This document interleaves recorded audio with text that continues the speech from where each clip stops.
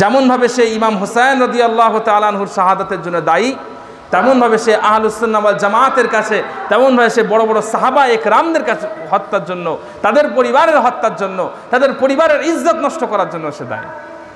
শুধু সেখানেই থেমে যায়নি, শুনে রাখেন, শুনলে আপনার জান কেঁপে যাবে। মান আখাফা আহলাল মদিনাতি আখাফাহুল্লাহ ওয়া আলাইহি লানাতুল্লাহি ওয়াল মালাইকাতি ওয়ান নাসি আজমাইন। রাসূলুল্লাহ সাল্লাল্লাহু আলাইহি ওয়াসাল্লাম যেন এই ঘটনাকে কেন্দ্র করেই যেন বলেছিলেন, অনেক আগে থেকেই বলে গিয়েছিলেন, যারা মদিনার লোককে ভয় দেখাবে আল্লাহ তাদেরকে ভয় দেখাবেন, আল্লাহর ফেরেশতা এবং দুনিয়ার সমস্ত মানুষের লানত তার উপরে পড়বে। শুধু তাই নয়, মদিনা শরীফ থেকে, সেখান থেকে তারা সমস্ত রকমের অত্যাচার চালিয়ে তারা মক্কা শরীফে গেছিল। কার দল? ইয়াজিদের দল মক্কা শরীফে গেছিল। মক্কা শরীফে গিয়ে কি করেছে জানেন? মক্কা শরীফে গিয়ে ইয়াজিদের দল কাবা শরীফে আগুন ধরিয়ে দিয়েছিল। শুনেছেন এই ঘটনা কোনোদিন? শোনেন? মক্কা শরীফে গিয়ে ইয়াজিদের সৈন্যরা কাবা শরীফে আগুন ধরিয়ে দিয়েছিল। এবং শুধু তাই নয়, সেই কাবা শরীফের দেওয়ালে, কাবা শরীফের ছাদে ওই ছাগলটার মাথাটা রাখা ছিল, যেই ছাগলটাকে ইমাম হুসাইন রাদিয়াল্লাহু হযরত ইসমাইল আলাইহিস সালাতু ওয়াস সালামের বিনিময়ে যাকে কুরবানি করা হয়েছিল, সেই ছাগলের মাথাটা কাবা শরীফের ছাদে রাখা ছিল। কথা বুঝতে পেরেছেন? সেই ছাগলের মাথাটা কাবা শরীফের ছাদে রাখা ছিল, সেইটা পুড়িয়ে দিয়েছে। কাবা শরীফের ভেতরে যে থামগুলো ছিল, সেই থামগুলোতে আগুন ধরিয়ে দিয়েছিল। তারপরে এই কমবক্তা ইয়াজিদ মারা গেছিল। ঠিক আছে, এর প্রতি কোনো সম্মান, কোনো মর্যাদা, কোনো কিছু আমাদের মধ্যে রাখা উচিত নয়। ঠিক আছে, সেই সময়তে হযরত আব্দুল্লাহ ইবনে হানজালা আল গাসিল রাদিয়াল্লাহু তাআলা আনহু বলেছিলেন, ওয়াল্লাহি মা খরাজনা আলা ইয়াজিদা হাত্তা খাফনা আন নারমিয়া বিল হিজারাতি মিনাস সামা ইন্নাহু রাজুলুন ইয়ানকিহু উম্মাহাতিল আওলাদি ওয়াল বানাতি ওয়াল আখওয়াত ওয়া ইয়াশরিবুল খামরা ওয়া ইয়াদাউস সালাহ। হযরত আব্দুল্লাহ ইবনে হানজালা আল গাসিল রাদিয়াল্লাহু তাআলা আনহু বলেছিলেন যে আমরা মদিনার মানুষেরা যে ইয়াজিদের বিরুদ্ধে রাস্তায় বেরিয়েছিলাম, এমনি বেরোয়নি। আমাদের মনে হয়েছিল যে ইয়াজিদের বিরুদ্ধে যদি আমরা আন্দোলন না করি, ইয়াজিদের বিরুদ্ধে যদি আমরা জিহাদ না করি, তাহলে হয়তো আল্লাহ তাআলা আমাদের উপর আসমান থেকে পাথর বর্ষণ করবেন, আসমান থেকে পাথর বর্ষণ করবেন। তারপরে কি বলছেন? যে ইন্নাহু রাজুলুন ইয়ানকিহু উম্মাহাতিল আওলাদি ওয়াল বানাতি ওয়াল আখওয়াত। ইয়াজিদ এমন একটা লোক ছিল, সে একজন লোকের মাকেও বিয়ে করত, তার বোনকেও বিয়ে করত, তার মেয়েকেও বিয়ে করত। কত বড় নরাধম বুঝতে পারছেন? একজন ব্যক্তির মাকেও বিয়ে করেছে, সেই ব্যক্তির বোনকেও বিয়ে করেছে, আবার সেই ব্যক্তির মেয়েকেও বিয়ে করে। এর সাথে সাথে ইয়াশরিবুল খামরা ওয়া ইয়াদাউস সালাহ।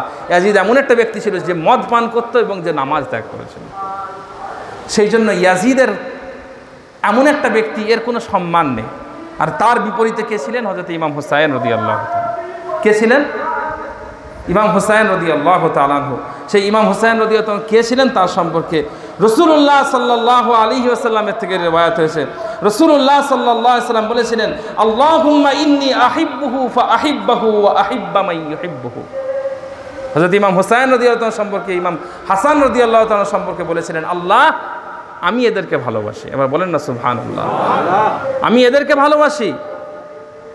সেই আল্লাহ ফাআহিব্বাহু, আপনিও এদেরকে ভালোবাসেন। শুধু আমি ভালোবাসলে হবে না, আল্লাহ আপনিও এদেরকে ভালোবাসেন। ওয়া আহিব্বা মান ইয়াহিব্বুহু, আর যারা ইমাম হুসাইন, ইমাম হাসান রাদিয়াল্লাহু তাআলা আনহুমাকে যারা ভালোবাসবে, আল্লাহ আপনি তাদেরও ভালোবাসেন। এবার বলুন না সুবহানাল্লাহ। কথা বুঝতে পেরেছেন? তো সেই জন্য আমাদের সবসময়তে খেয়াল রাখতে হবে যে আমরা হযরত ইমাম হুসাইন রাদিয়াল্লাহু তাআলা আনহুকে জান দিয়ে, প্রাণ দিয়ে, কলজে দিয়ে মুহাব্বত করব। এটা সবসময় মনে রাখবেন। সেই মুহাব্বতটা কেমন হবে? সেই মুহাব্বতটা হবে তার ইতিহাসকে আমাদের মনে রেখে, তার প্রতি আমাদের খেয়াল রেখে। হ্যাঁ, মিজলা হুজুর পীর কেবলা রহমাতুল্লাহ আলাইহির একটা কিতাব আছে, 12 চাঁদের ইবাদত এবং ফজিলত। 12 চাঁদের ইবাদত ও ফজিলত।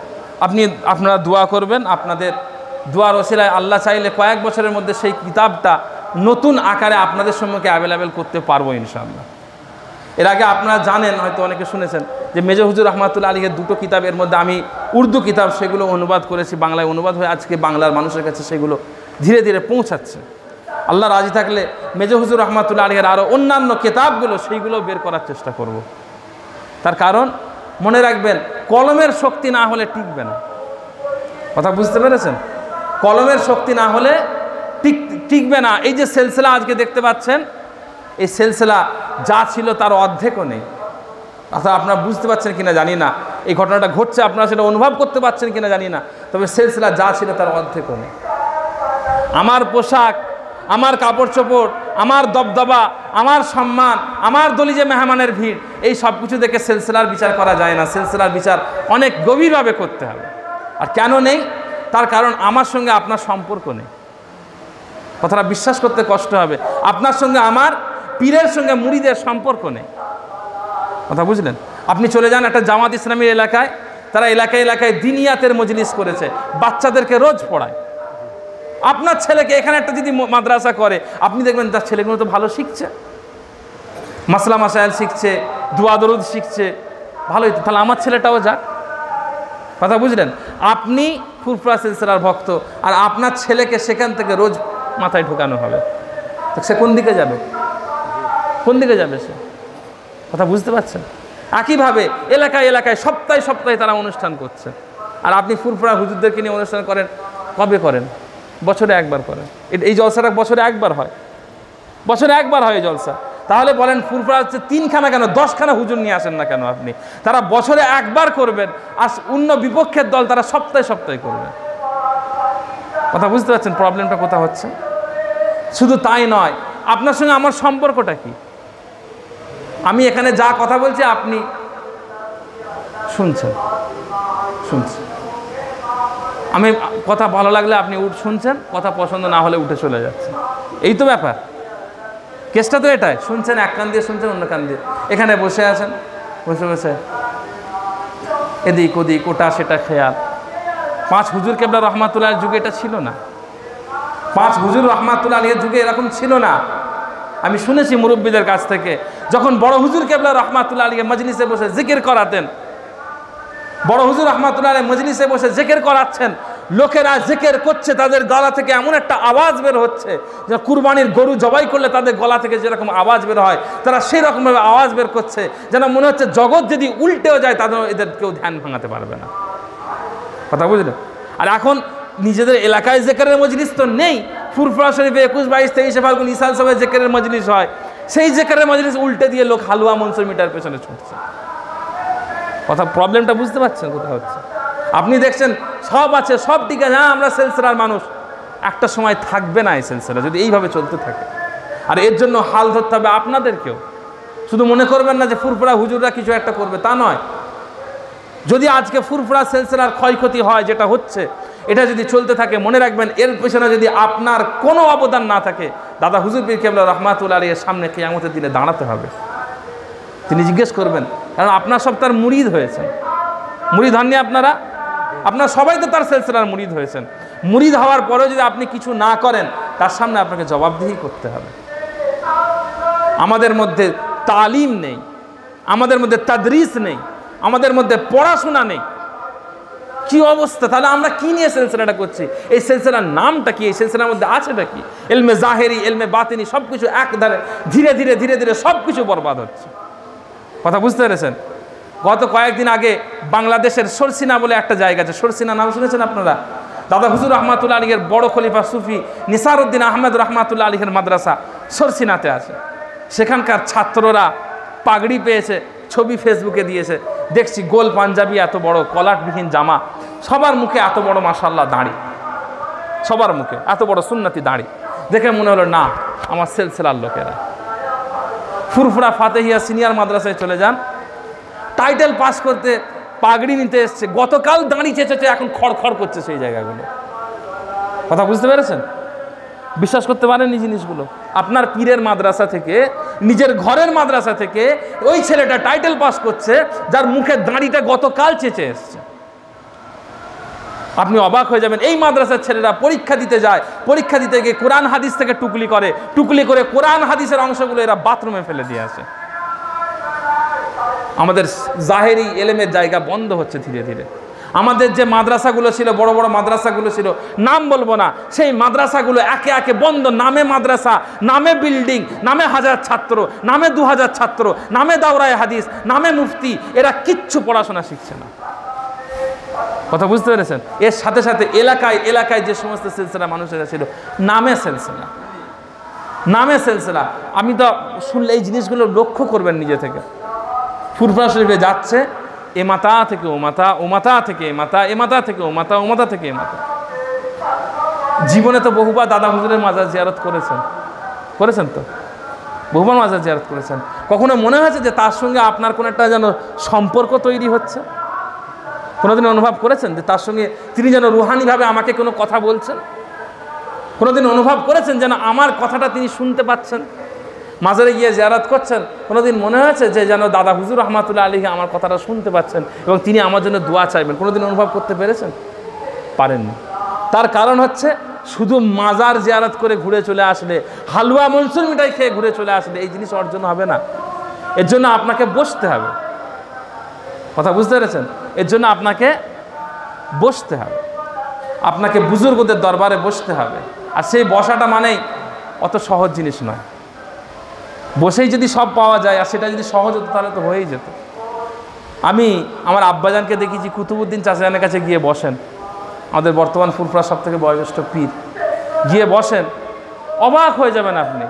বসে বসে উনি কথা বলছেন, জমি জায়গা এটা সেটা, ঘর বাড়ি, এমনকি শরীর খারাপ হচ্ছে, বুঝলি এরকম শরীরটা খারাপ, চুপ করে বসে বসে শুনছি, চুপ করে বসে বসে শুনছি।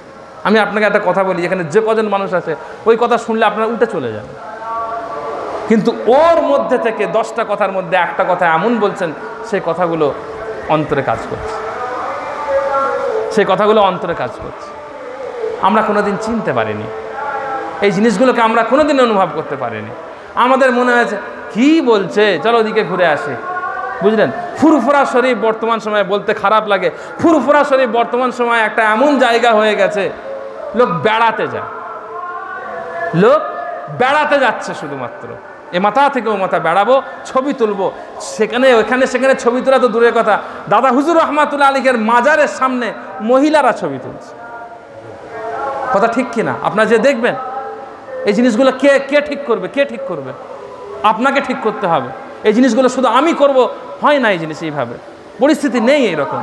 অত্যন্ত দুঃখের সঙ্গে এই কথাগুলো বলছে, বুঝলেন? সেখানে গিয়ে মহিলারা ছবি তুলছে, তারা সেখানে গিয়ে সেলফি তুলছে। এত খারাপ লাগে যে সিলসিলাতে ফুরফুরা শরীফে মহিলাদের উপস্থিতিটাই নিষেধ করা হয়েছে, মহিলাদের যাওয়াটাই নিষেধ করা হয়েছে, সেখানে গিয়ে মহিলারা ছবি তুলছে। একদিন জলসায় বেরোচ্ছি, মাজার শরীফ থেকে উঠে, দাদা হুজুরের মাজার শরীফ উঠে বাম দিকে বিভিন্ন কিতাবের দোকান, ঠিক আছে, ওখানে দেখবেন কিতাবের দোকান আছে, লাইব্রেরি লেখা আছে, ভেতরে কিতাব কম আতর বেশি। তার কারণ ওইখানে একটা লাইব্রেরি আছে যেটা মেজদাদাজান তৈরি করেছিলেন যাতে আমাদের সিলসিলার মানুষেরা ইসলামিক কিতাবপত্র কিনে পড়তে পারে। বর্তমানে দোকানদার দেখছে কিতাব বিক্রি কম হয়, আতর বিক্রি বেশি হয়, তো চল কিতাব তুলে দিয়ে আতর ঢুকা, বুঝেছেন? এখন কিতাবের লাইব্রেরি না, ওটা আতরের লাইব্রেরি হয়ে গেছে। তো ওখানে গিয়ে দেখছি যে একজন লোক কিছু একটা কিনছে, তার স্ত্রী সেখানে এসছে, একটা শাড়ি পরে আছে আর মাথায় একটা এই পর্যন্ত ওই যে কি বলে ওটাকে, একটা বোরখা মতো হয় না, হিজাব বলে, ওই পর্যন্ত এটা পরে আছে, হাতের কোনোইটা বাইরে বেরিয়ে আছে। দেখলাম কোনো একটা জিনিস আমাকে হেলান দিয়ে দাঁড়িয়ে আছে, ভালো করে খেয়াল করে দেখলাম ও একটা কোরআন শরীফে হেলান দিয়ে দাঁড়িয়ে আছে। এটা আমাদের ফুরফুরাই করছে। এই জিনিসগুলো যদি চলতে থাকে, খুব সহজ হিসাব বলে দিচ্ছে, আপনি চলে যাবেন নিজামুদ্দিন আউলিয়া রহমাতুল্লাহ আলাইহির মাজারে চলে যাবেন, খাজা আজমিরি রহমাতুল্লাহ আলাইহির মাজারে চলে যাবেন, কি হারে শিরক হয়। তারা কি শিরক বিদআতের পক্ষে ছিলেন? খাজা মঈনুদ্দিন চিশতি আজমিরি রহমাতুল্লাহ শিরকের পক্ষে ছিলেন? নিজামুদ্দিন আউলিয়া রহমাতুল্লাহ শিরকের পক্ষে ছিলেন না এনারা।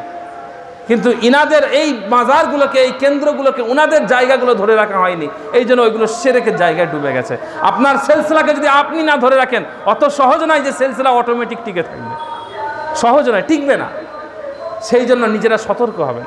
ফুরফুরা শরীফে ওই যে যাচ্ছে মাজারে গিয়ে, সেখানে গিয়ে মহিলাদেরকে আপনাদেরকে একটা রিকোয়েস্ট করি, নিয়ে যাবেন না। মাঝে মধ্যে আমার এত রাগ হয়, একজন মৌলানা সাহেব পেছনে 15টা লোক মেয়ে ছেলেকে নিয়ে ঘুরে বেড়াচ্ছে ফুরফুরা শরীফে। কি এই জিনিসটা? কি কোথা থেকে এই জিনিসটা এলো? ফুরফুরা শরীফ ঘোরার জায়গা? ওখানে বড় বড় করে লেখা আছে যে মহিলাদের আসা নিষেধ, মহিলাদের আসা নিষেধ। এর থেকে বেশি তো আর কিছু বলা যায় না, কাউকে তার কান ধরে বের করে দেওয়া যায় না কোথাও থেকে। তখন তার সঙ্গে সঙ্গে মিডিয়া আছে, দেখো দেখো ফুরফুরারা কিরকম নারী বিদ্বেষ পোষণ করে, কথা বুঝতে পারছেন কি বলছে? যদি বলে ফুরফুরা হুজুরে একজন মহিলাকে যে বলে এখান থেকে বেরিয়ে যায়, এখান থেকে সঙ্গে সঙ্গে দেখা যাবে। বর্তমান তো যেখানে সেখানে ক্যামেরা, আড়ালে ভিডিও হয়ে যাচ্ছে, নেটে দেখেছো ফুরফুরা কেমন। মুসলমানরা এই জন্য নারী বিদ্বেষী এরা। তাহলে সতর্ক কাদেরকে হতে হবে? আপনাদেরকে হতে হবে। ফুরফুরা শরীফে ওই আমভাবে ঘোরানোর জন্য মহিলাদেরকে নিয়ে যাবেন না। নিয়ে যাবেন কেন? কিভাবে নিয়ে যাবেন? আপনার সঙ্গে কোনো হুজুরের সম্পর্ক আছে, আমার আব্বাজানের সম্পর্ক, চাচাজানদের সম্পর্ক, চাচতো ভাইদের সম্পর্ক, ফোন করবেন, ভাইজান বা চাচাজান বা আব্বাজান আমি এতজন মহিলাকে নিয়ে যাচ্ছি। নিয়ে যাবেন, পর্দার সঙ্গে নিয়ে যাবেন, তার বাড়িতে পর্দার সঙ্গে আলাদা থাকার ব্যবস্থা আছে, সেখানে রেখে দেবেন। আপনারা নিজেরা জিয়ারত করলেন, যা করার করলেন, করে আবার পর্দার সঙ্গে মহিলাদেরকে তুললেন, নিয়ে চলে আসলেন। কথা বুঝতে পেরেছেন? যদি আপনার মনে হয় আপনার স্ত্রী বা মেয়ে বা বোন ঘরে বসে বসে বিরক্ত হচ্ছে, তাকে নিয়ে কলকাতায় ঘুরতে যান, তাকে নিয়ে হাওড়ার কোনো জায়গায় ঘুরতে যান, কিন্তু ফুরফুরা শরীফ ওই ঘোরার জায়গা নয়। কথা বুঝলেন? একটু খেয়াল করবেন নিজেদের সিলসিলা বাঁচানোর। আর একটা জিনিস হচ্ছে সিলসিলার কিতাবপত্র পড়বেন, সিলসিলার কিতাব পড়বেন, চেষ্টা করবেন খুঁজে বের করার। আস্তে আস্তে কিতাব, অনেক কিতাব বের হচ্ছে। আল্লামা রুহুল আমিন সাহেব রহমাতুল্লাহ আলাইহির কিতাবগুলো পড়বেন, ঠিক আছে? যারা শিক্ষিত সমাজ আছেন, যারা শিক্ষিত ছেলেপুলে আছেন, একটু পড়াশোনা করার চেষ্টা করবেন, পড়াশোনা করার চেষ্টা করবেন। আপনারা শুধু শুননেওয়ালা নয়, আপনাদেরকে বুঝনেওয়ালা হতে হবে। যদি মনে করেন যে শুধু শুনবো আর চলে যাব, আপনাদের থাকা না থাকাতে সিলসিলার কোনো কিছু এসে যায় না। আল্লাহ রাব্বুল আলামিন তৌফিক দান করেন। একটু মুহাব্বতের সাথে দরুদ শরীফ, আল্লাহুম্মা সাইয়্যিদিনা ওয়া আলা আলিন